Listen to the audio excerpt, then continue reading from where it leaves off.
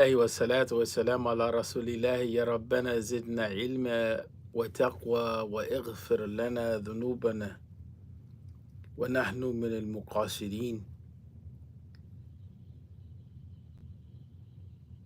فنتوجه إليك ونستغفرك ونتوب إليك. أما بعد, I wanted to, in brief, get into some of the principles that we learned from the teachings of Sheikh Uthman Danfoudi. These principles, they relate to the reality of teaching the deen. These principles, they relate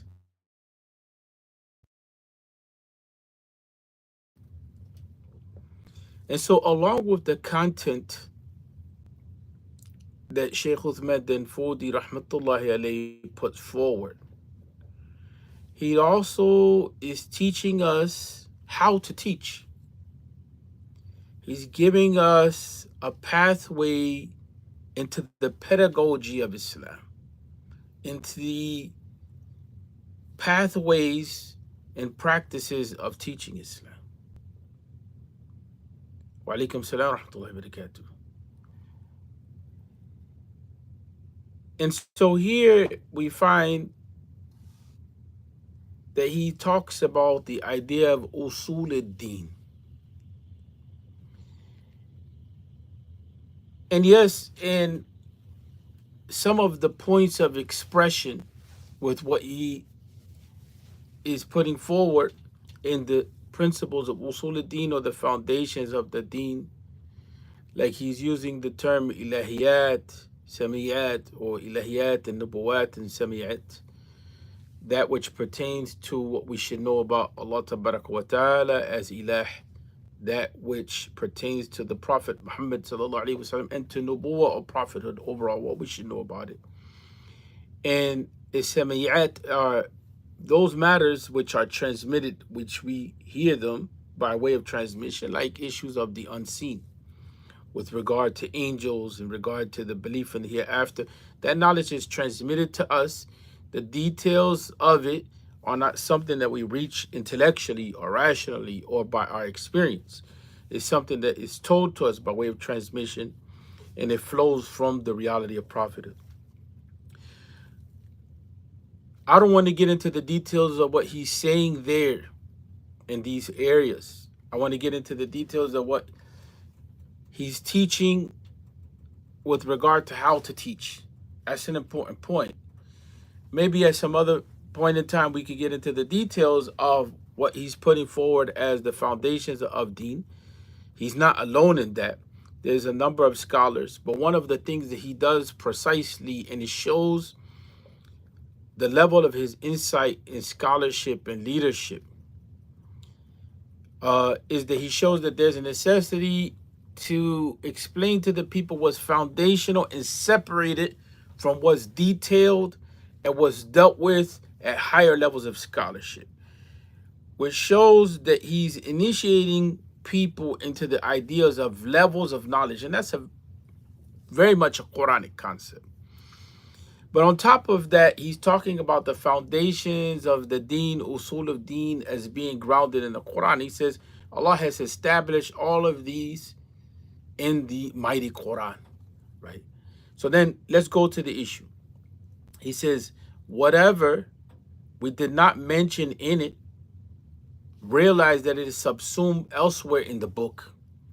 It's obligatory upon every person that's considered responsible, right? That now you reach the age of responsibility, the mukallaf, right? You're initiated into the reality of the practice of the deen. Now you have to carry on with what that initiation means, right? Because you've come to a point to be conscious. There's a certain age of responsibility that now you're held accountable for practicing the deen. You have to know what are your obligations, and you have to know how to navigate in your identity as a Muslim, right?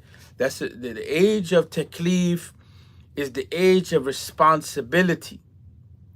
And so that is reached when a person is pubescent.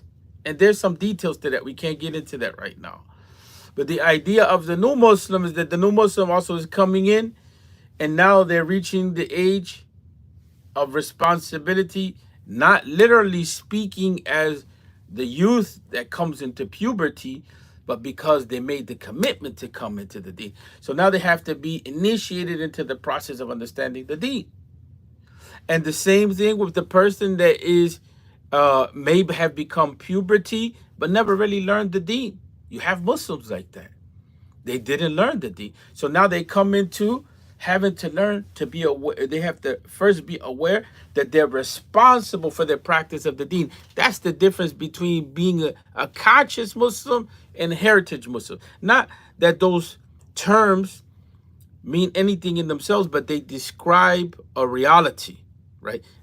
Meaning we don't want to say, we're just not making up terms to divide people up, but we're describing a reality. We're describing the reality of a Muslim that may have been born Muslim and inherited the name of Islam. His name may even be Muhammad or Fatima or whatever it may be, but never learned how to practice the deen or the Islam, the knowledge of the way of Islam by way of knowledge.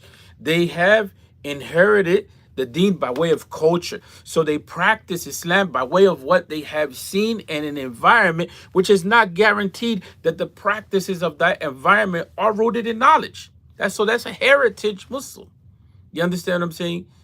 That's a Muslim that has inherited Islam, right? But is not a conscious Muslim.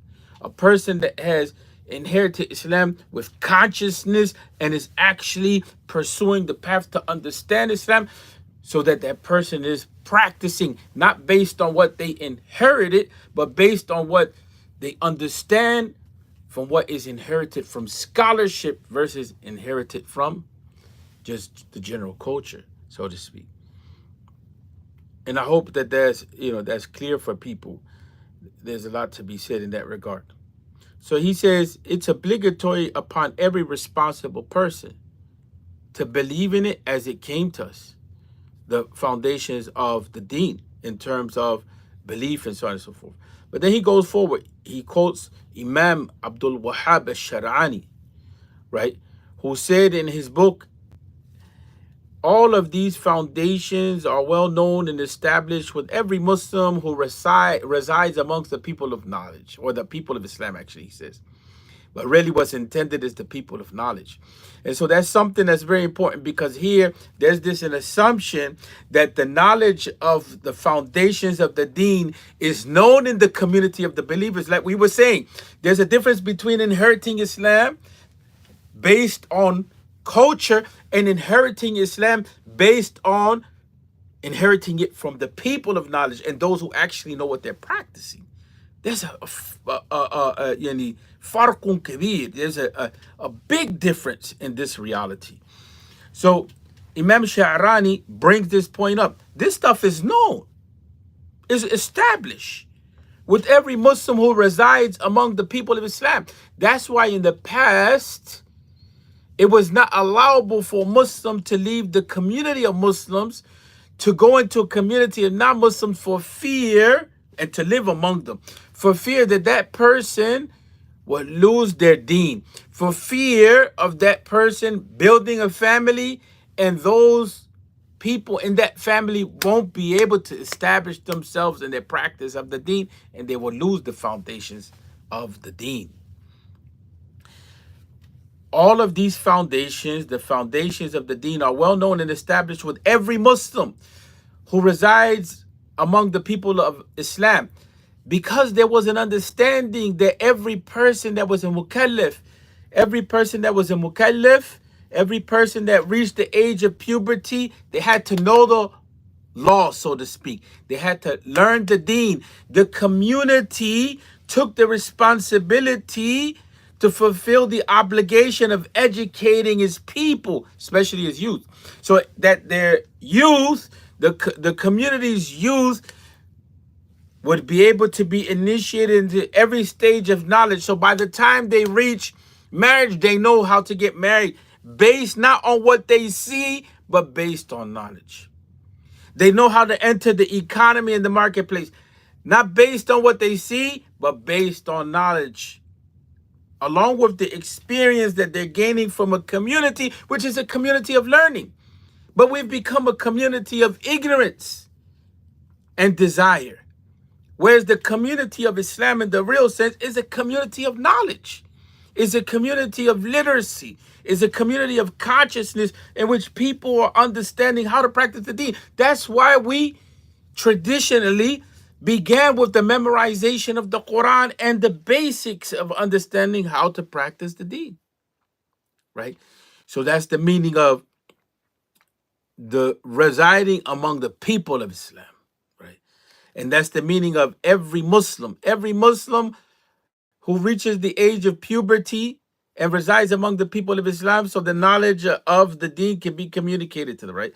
That type of concept. Give those meanings to these words. All of these foundations, the foundations of the deen, are well known and established with every Muslim who resides among the people of Islam, even if they cannot discuss it as clearly as the people who are supposed to be the scholars of Aqidah issues. And here he's talking about the scholars of Ilm al-Kalam, right? So he's saying, now look what he's doing. Look what Imam Sha'rani is doing. And look what Sheikh Uthman Danfodio is doing. He's saying that the foundations of the deen, the literacy and what's clear in the deen in terms of belief, right, is known in the community. Every Muslim who resides in that community should have this knowledge.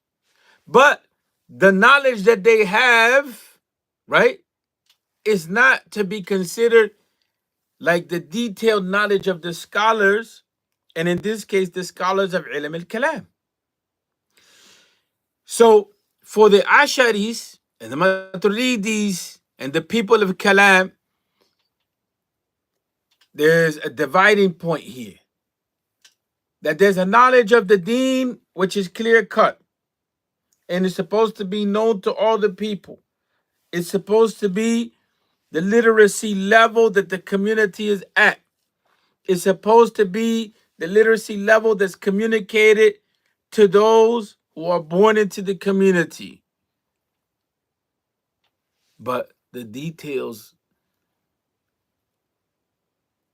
of philosophical argumentation about issues of Aqidah, that's not an obligation on the people to know.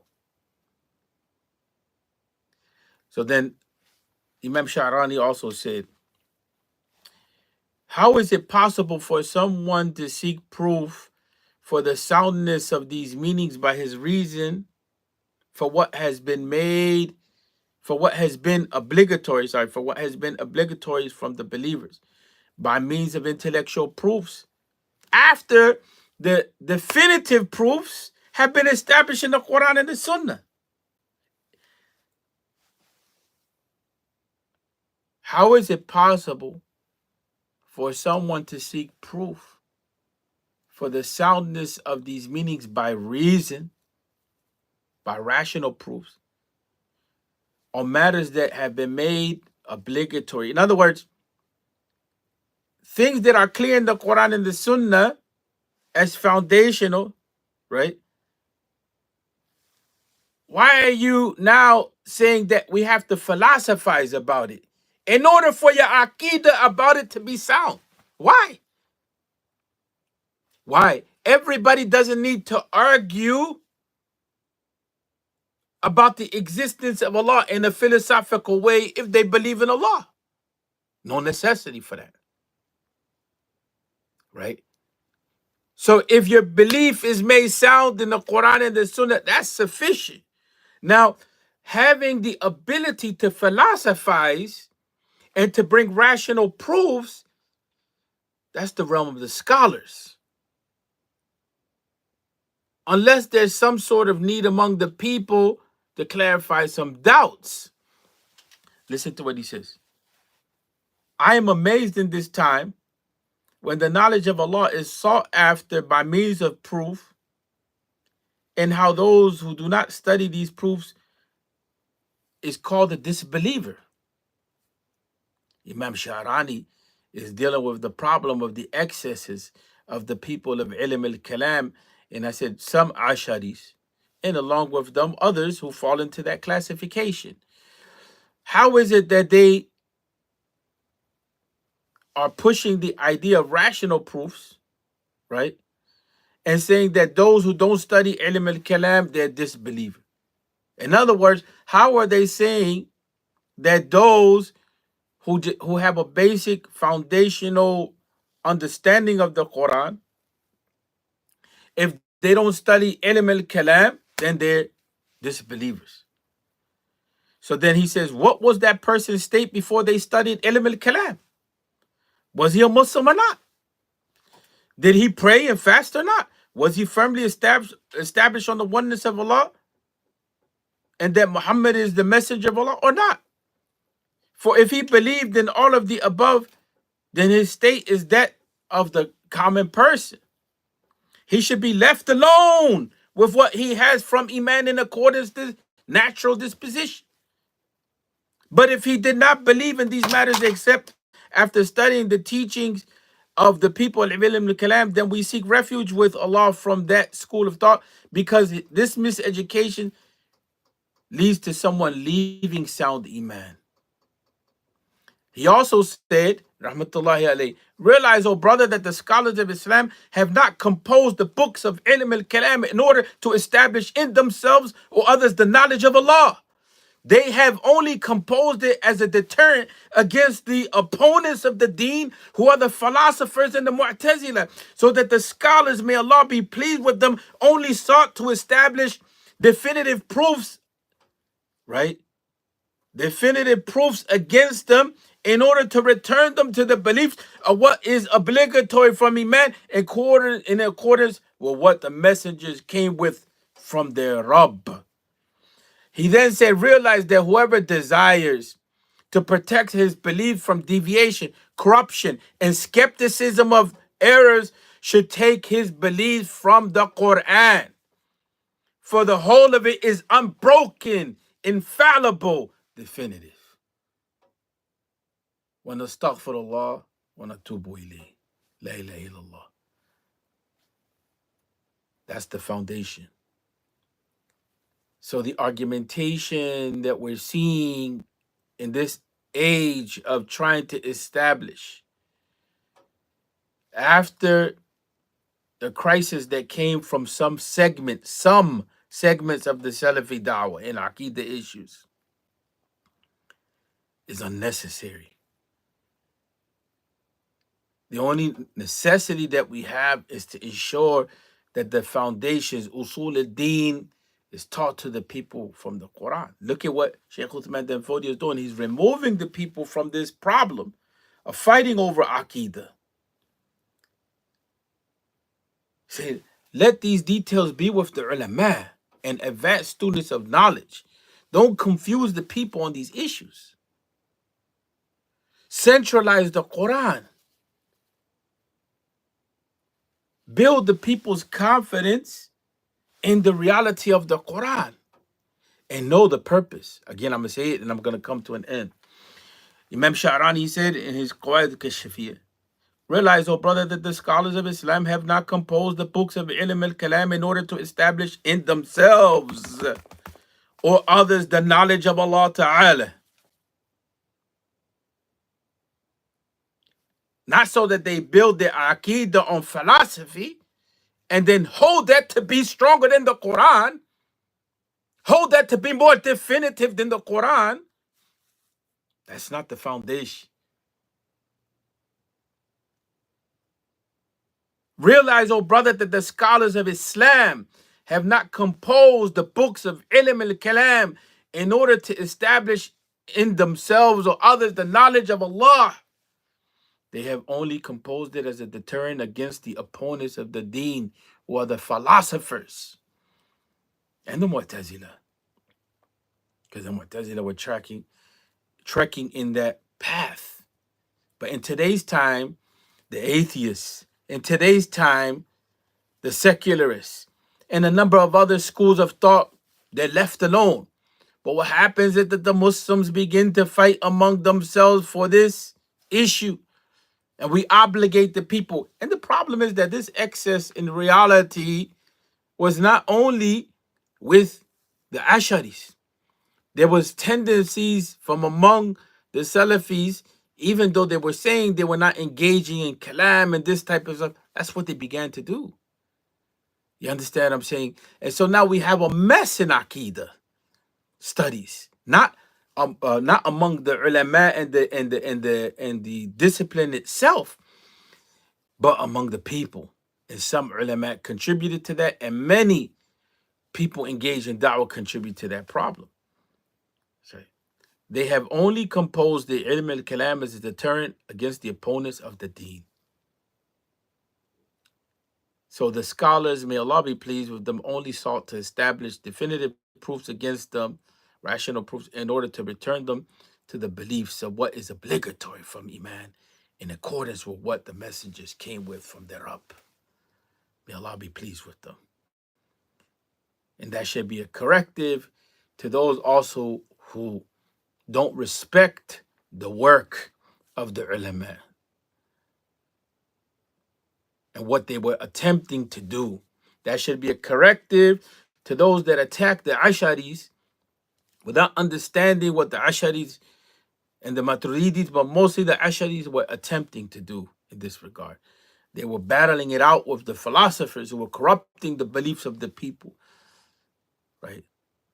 But sure, Imam al-Ghazali himself said that the purpose of ilm al-kalam went out of control, and it's true. It became deviated from its original purpose. We're not calling them deviants. That's a different discussion. Don't interpret that what I'm saying. I'm not here to label people and so on and so forth. But the purpose of ilm al-kalam as a discipline was deviated. And it became a point of people fighting among themselves with regard to Aqidah. So we end with that. Assalamu alaikum wa rahmatullahi wa barakatuh. Wa nusalli wa nusallim ala nabi.